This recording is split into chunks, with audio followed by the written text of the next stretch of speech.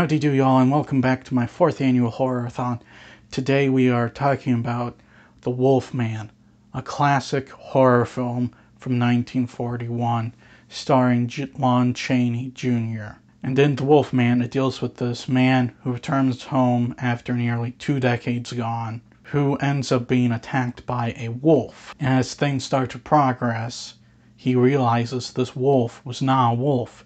It was a werewolf. And over time, he is going to become a werewolf himself. Okay, so getting into it first and foremost, what I liked about the movie. I do think that there are a lot of elements in this film that hold up to this day.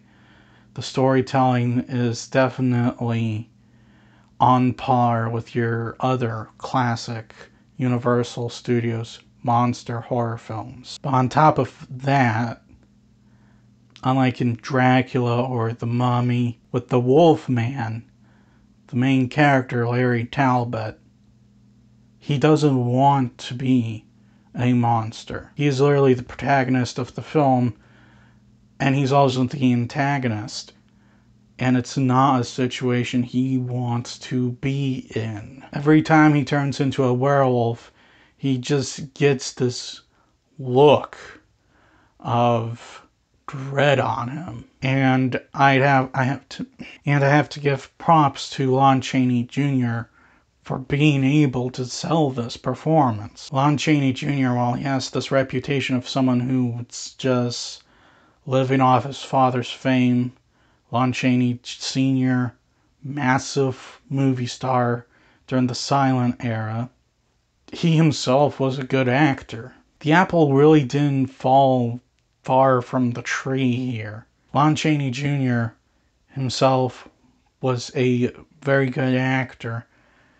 It's just that for some reason, even to this day, when people talk about him, they talk about him as if he lived in his father's shadow, even though, honestly, I think he's probably as good as his father. Also, when it comes to the Wolfman, when it comes to like the set designs and stuff like that, I think they hold up 80 years later as well, because the sets do look very good and the cinematography does complement them as well. One problem I have with it, though, or at least one of the problems I have with it, is that the makeup effects for the whole werewolf thing, while they were groundbreaking for the time, and I will always respect that, let's be honest, they haven't really aged very well. Yeah, you can tell he's a rubber monster with a bunch of fur just glued on him.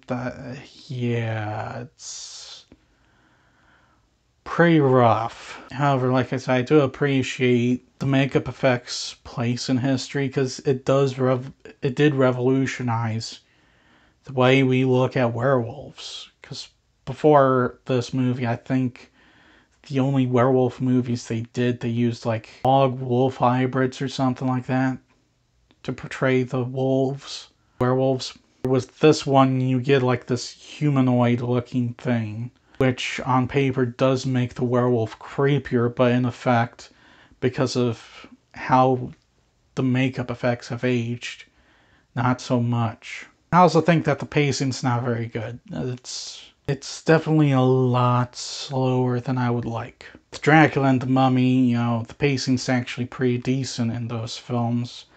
This movie, it's a little bit on the sluggish side.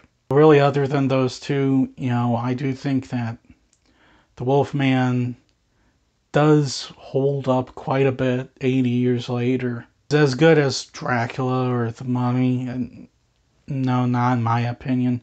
But I do think this is worth watching if you want to see some really old classic horror films, especially for this month. I'm going to give The Wolfman a 7.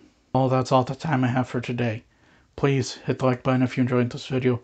Please also subscribe if you're new to the channel. And as always, please remember, the Badetsky.